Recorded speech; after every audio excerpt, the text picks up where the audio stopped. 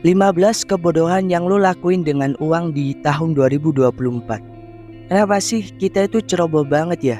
Di sisa-sisa gajian yang ada di akhir bulan, kenapa cepet habis? Kenapa uangnya tuh kadang nggak tahu di mana, buat apa? Dan kenapa kita nggak bisa saving uang ya? Kenapa kita nggak pernah merasa cukup?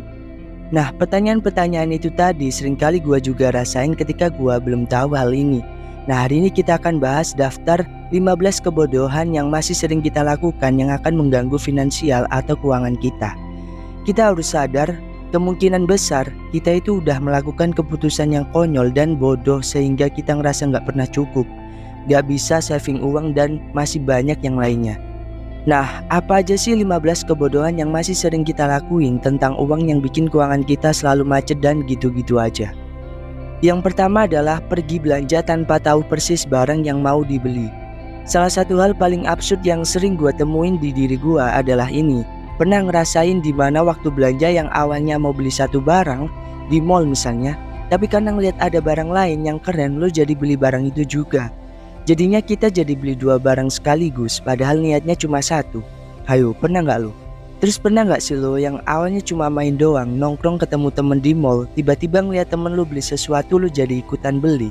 Atau nggak usah karena temen lo deh, lo tuh awalnya niatnya cuma nongkrong gitu, ketemu temen, tapi karena di mall muter-muter atau di suatu tempat ngeliat sesuatu, lo tuh jadi beli juga. Akhirnya barang-barang yang gak diincar sebelumnya, atau bahkan barang-barang yang gak expect akan lo beli, akhirnya lo beli gitu. Aduh, pernah gak sih? Nah, itu adalah salah satu kebodohan yang sering gue lakuin dulu, dan mungkin lo juga pernah ngerasain. Jadi ketika lo masuk ke sebuah toko lalu bingung mau beli apa, artinya berarti kita tuh sebenarnya nggak butuh barang itu. Kita lagi ngikutin kemauan kita, bukan kebutuhan kita. Nah, supaya nggak terjadi lagi hal kayak gini, perlu banget kita lakuin yang namanya mencatat barang-barang yang pengen kita beli sebelum datang ke toko. Nah, tapi pastiin lagi nih bahwa barang-barang itu bener-bener dibutuhin dan urgent banget di hidup lo. Dengan kayak gini, keuangan kita tuh jadi optimal dan lebih bisa terarah sesuai dengan kebutuhan. Selain itu, kita jadi nggak boros lagi. Yang kedua, beli makanan online. Ini tuh sebenarnya masalah sepele ya, dan masalah selera. Tapi lo pernah gak sih beli makanan online tapi sebenarnya lo tuh bisa datang gitu ke tempatnya. Ada waktu buat datang ke tempatnya, tapi lo malah memilih buat pesen online. It's okay, tapi ada beberapa hal yang menurut gue jadi gak bijak gitu untuk keuangan kita.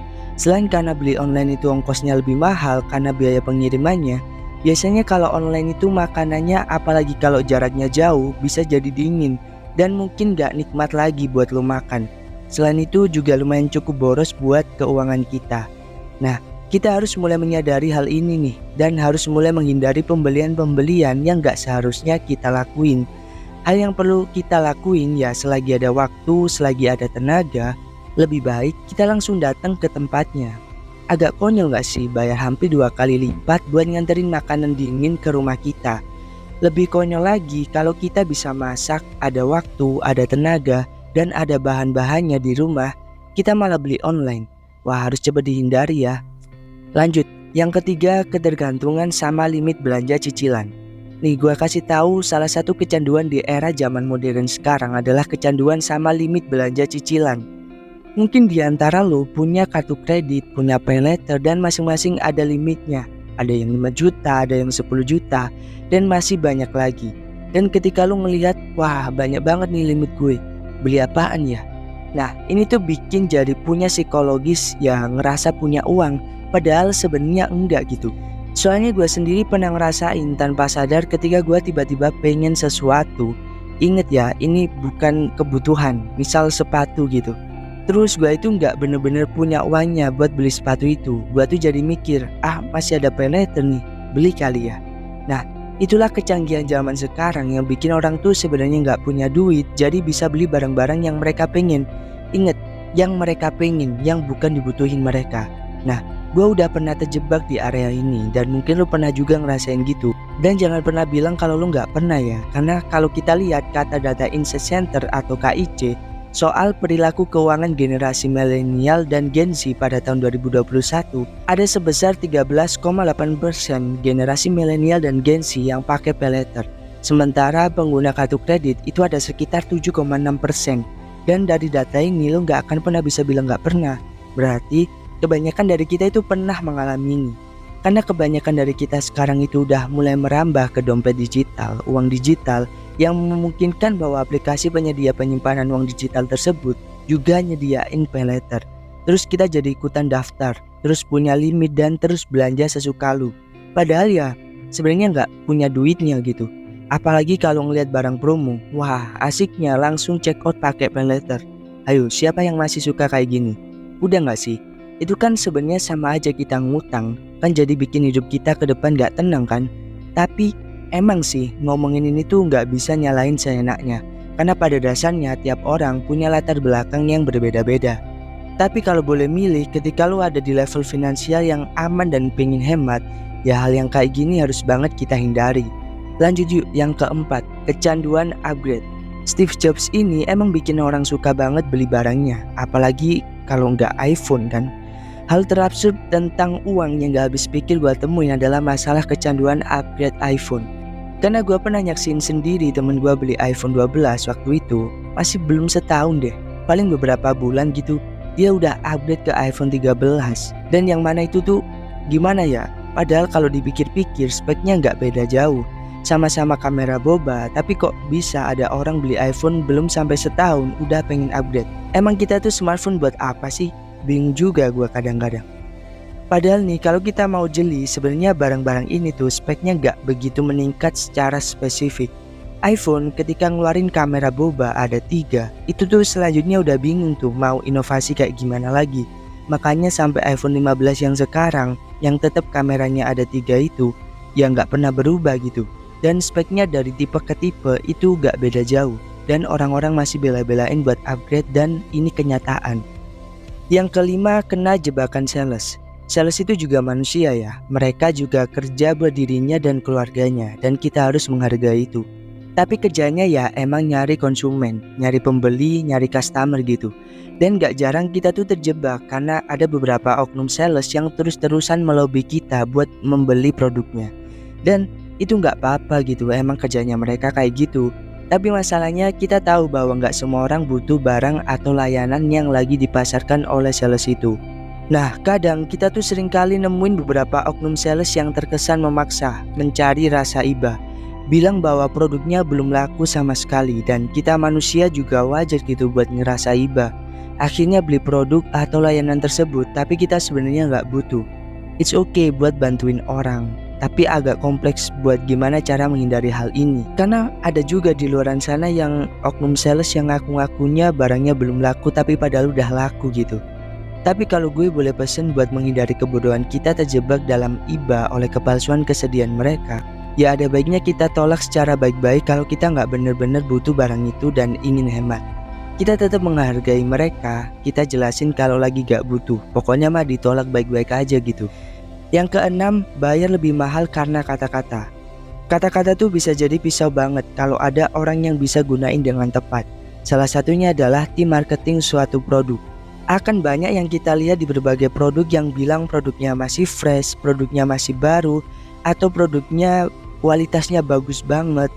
Tapi who knows kalau ternyata ya sebenarnya cuma kata-kata aja. Kata-kata itu punya kekuatan dan pembeli akan bayar mahal untuk kata-kata kosong itu. Konyol nggak sih? Menurut gua sih lebih baik sebelum kita benar-benar tahu produknya secara detail, bukan cuma karena kata-kata dia bagus, dia masih fresh dan lain sebagainya. Ada baiknya kita memutuskan beli barang itu berdasarkan pengamatan dan kebutuhan kita secara pribadi, bukan karena kemakan kata-kata orang lain. Lanjut, yang ketujuh, beli rumah besar tapi space yang dipakai nggak sampai 50%. Siapa sih di sini yang nggak pengen beli rumah yang bagus, yang mewah, yang besar? Pasti pengen semua dong. Gue juga kali. Pengen banget bisa beli rumah yang bisa buat gym, ada kolam renangnya mungkin, ada ruang kerjanya sendiri mungkin, dan ada kamar pribadi. Tapi semoga aja kita ke depan punya rumah impian masing-masing ya. Tapi sebelum itu, kita belajar nih bareng-bareng seperti udah gue sebutin tadi tentang pengen ruangan ini, ruangan itu, bla bla bla bla. Nah, sebenarnya masa bisa sih kita bisa pakai semua ruangan itu dalam satu waktu? Enggak kan? Masa bisa kita nge-gym di ruangan gym, sambil kerja di ruangan kerja, sambil renang di kolam renang? Kan nggak bisa gitu. Nah, alangkah baiknya nih buat lo yang pengen beli rumah di masa depan, Bener-bener merencanakan tata letak ruangan sesuai dengan kebutuhan lo dan keluarga lo. Jangan sampai ada sisa-sisa ruangan yang gak kepake dan malah ngerugiin diri lo karena udah beli rumah yang cukup besar itu. Bodoh banget kalau kita ngabisin duit buat bikin ruangan yang sebenarnya nggak sepenuhnya akan terpakai gitu. Yang kedelapan, mengeluarkan uang demi menghindari keribetan. Siapa nih yang suka beli kopi di luar, suka nongkrong hampir tiap hari, beli kopi mahal-mahal, 30.000 per kopi, tapi nggak sadar bikin boncos dompet kita. Kenapa sih kita nggak bikin sendiri bang? 30.000 itu kalau kita bikin sendiri bisa bikin bergelas-gelas sampai asam lambung lu tuh naik gitu. Emang sih sebagian ada yang bilang niatnya di sana tuh nongkrong bukan beli kopi. Nah kalau nongkrong dan gak tiap hari juga itu gak apa-apa sih. Tapi ada kok orang yang emang males aja buat bikin kopi dan orang tersebut rela mengeluarkan uangnya buat beli jasa orang bikinin dia kopi. Dan uangnya juga cukup gede gitu. Pekerjaan sederhana kayak bikin kopi atau bawa bekal ke kantor itu nggak mahal. Jadi mahal banget kalau lo bayar orang lain buat ngelakuinnya. Emang sih semua orang berhak ngatur keuangannya masing-masing buat beli apa aja. Tapi konyol banget ketika ngeliat orang yang mengeluarkan uang demi menghindari keribatan sederhana yang sebenarnya masih bisa dilakuin sendiri. Yang kesembilan, menambah stres dan menambah pengeluaran. Banyak orang yang gak sadar bahwa semakin besar kita memiliki sesuatu yang bervalue, maka tanggung jawabnya juga semakin besar. Kita kasih contoh rumah deh. Ada banyak orang yang beli rumah besar, mewah, punya halaman luas, tapi gak sadar juga bahwa itu semua tanggung jawabnya juga besar. Misal kita jadi bayar listrik lebih mahal, bersihin halaman yang luas, itu juga capek. Apalagi kalau cuma tinggal sendiri atau keluarga kecil aja. Terus jadinya kita nyuruh orang lain buat bersihin rumah kita. Jadi kita ngeluarin uang lagi deh buat hal itu. Nah, bagi orang-orang yang gak siap sebenarnya akan kaget ngeliat ini dan bikin stres juga pada akhirnya. Tapi bagi orang yang udah paham ya mereka akan menyiapkan itu semua dan memperhitungkan dengan matang-matang. Makanya kayaknya lebih baik sebelum kita membeli sesuatu kita juga harus tahu dulu nih biaya-biaya ke depan untuk merawat sesuatu yang kita punya ini. Pastikan kita siap biar kita juga nggak kaget gitu ngelihat pengeluarannya. Entah jadi stres malah bikin nggak sehat, akhirnya ke rumah sakit keluar uang lagi deh. Yang ke-10, denda keterlambatan cicilan. Setiap pembayaran yang berupa cicilan, entah itu apapun ya, pinjol, paylater, KPR dan lain-lainnya, semuanya pasti ada denda kalau kita telat bayar. Selain kita bayar total harga yang harusnya kita bayar, mau nggak mau kita jadinya bayar dendanya juga. Yang mau gak mau juga itu adalah duit lebih yang harusnya bisa kita keep atau kita simpan. Kalau kita bayangin ada banyak yang bisa kita lakuin dengan duit denda yang harusnya jadi sisa yang bisa kita simpan itu yang segitu banyak. Nah hal kayak gini tuh harus banget kita hindari. Caranya sebenarnya gampang banget kok. Di awal bulan ketika gajian utamain bayar semua tagihan dulu, baru kebutuhan dan lain-lain. Atau kalau bisa langsung auto debit aja dari rekening kita, itu bakal lebih bagus. Kita jadi nggak akan ketinggalan tuh bayar tagihan lagi. Yang ke-11, jajan-jajanan yang mahal. Kita semua tahu ya jomblangnya harga minuman di warung sama di kafe tempat kita nongkrong gitu. Anggap aja kita lagi ngomongin kopi ya. Gini-gini orang-orang yang datang ke Starbucks mungkin bisa jadi kelihatan kaya. Tapi sebenarnya mereka udah ngeluarin sekitar 50.000 buat satu gelas kopi yang padahal dengan 50.000 itu kalau kita beli kopi saset terus dibikin di rumah kayaknya bisa 1 mingguan tuh awetnya. Nah kalau kita hidupnya pas-pasan nih keadaannya, udah tahu dong harus ngapain. Ya jangan diikutin lah gaya hidup mereka. Nikmati kopi yang bisa bikin sendiri di rumah tanpa harus keluar biaya kayak gitu. Sebenarnya sih boleh-boleh aja kok kalau kita mau beli kopi di Starbucks gitu. Tapi ya anggap aja sama kayak kita ke Starbucks itu tuh kayak liburan gitu. Ya kita kan udah kerja capek-capek ya, nyari duit, ya sesekali keluar malam-malam bareng temen-temen atau sendirian ke Starbucks atau tempat ngopi yang mahal, ya itu nggak apa-apa sih. Tapi sesekali, jangan ini dijadikan gaya hidup yang harusnya kayak gitu terus. Kebodohan yang ke-12, budaya work-life balance yang toksik. Budaya kerja kita itu toksik banget. Kerja 8 jam sampai rumah masih sempet-sempetnya buka laptop buat cek email, ngerjain ini itu. Kerja 8 jam, selesai mau siap-siap pulang ternyata masih ada kerjaan yang ketinggalan. Akhirnya kita lembur sampai malam. Besok bangun pagi buat lanjut kerja lagi. Gitu terus sampai kita nggak sadar kalau ini udah mulai toksik. Emang sih sejak muda kita tuh pasti punya ambisi buat ngejar karir. punya kerjaan yang bagus. Makanya dengan senang hati kita ngelakuin itu semua. Dan sampai kadang gak sadar bahwa sistem kerja yang kayak gitu dengan seharian kerja dan cuma punya waktu beberapa jam untuk di rumah dan istirahat, itu gak ada keseimbangan buat hidup kita. Jadi toksik banget dan gak jarang bikin kita stres kan. Nah, dari fenomena ini muncullah coping stress yang sebenarnya juga gak sehat buat kita. Banyak yang ngerasa udah kerja keras banget, pelariannya jadi sering belanja, atau malah jadi sering nongkrong, atau mungkin main game terus. Dan paling parah lagi, karena ngerasa udah kerja keras, pelariannya jadi ngasih reward ke diri sendiri terlalu banyak. Punya uang banyak langsung diambur-amburin buat beli barang apapun yang kita mau. Dan ini udah toksik banget. Slow down dulu lah sama pekerjaan kalian, jangan capek-capek. Jangan juga hambur-hamburin uang buat reward karena ngerasa udah capek kerja gitu. Penting banget buat ngasih batasan atau disconnect antara pekerjaan dan kehidupan. Karena ketika kita udah mulai seimbang sama kerjaan dan kehidupan, stres dan kecemasan kita bisa jadi berkurang dan pada akhirnya lo bisa punya kewarasan dalam mengambil keputusan-keputusan tentang keuangan. Kebodohan yang ke-13 adalah menunda-nunda kesempatan. Kita semua semakin menua kan, gak ada orang di dunia ini yang tambah muda, pasti tambah menua. Dan orang-orang yang udah sukses di sana mungkin udah berhasil membeli waktunya untuk masa tuanya biar lebih slow living, menikmati hidupnya. Di tengah kerasnya dunia bagi anak muda zaman sekarang. Nah, gue pengen mengajak teman-teman sekalian, gue tahu semua orang punya latar belakang berbeda-beda, ekonomi berbeda-beda. Tapi gue yakin lo semua pasti pengen punya hidup lebih baik, terutama di masa tua. Apapun rencana lo hari ini untuk masa depan lo, gue harap lo lakuin kesempatan itu. Maksimalin kesempatan itu mulai dari sekarang. Gue tahu kerja itu capek, tapi nyari kerja juga lebih capek. Gue tahu hidup menyebalkan, tapi mau mati juga dosa gitu. Gue tahu jalan yang lo tempuh berat, ada orang di balik beratnya pundak lo. Lo juga gak akan pernah bisa lari dari kerasnya hidup ini.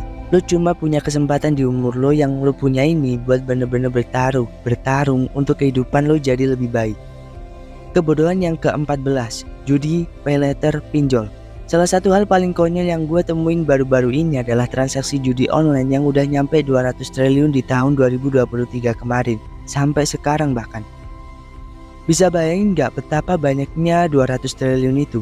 Gila gak? Betapa mirisnya masyarakat Konoha yang terkena jebakan-jebakan ini dari berbagai lapisan masyarakat, terutama kaum pas-pasan yang masih sempat-sempatnya berpikir mencari keuntungan dari bermain judi. Yang ada apa? Ada banyak orang yang pada akhirnya jual inilah jual itulah buat memenuhi hasratnya bermain judi. Mungkin habis kalah puluhan juta, makanya dia pengen balikin sampai jual barang atau bahkan aset yang mereka punya. Malah nyatanya lost streak dan akhirnya ya bangkrut gitu.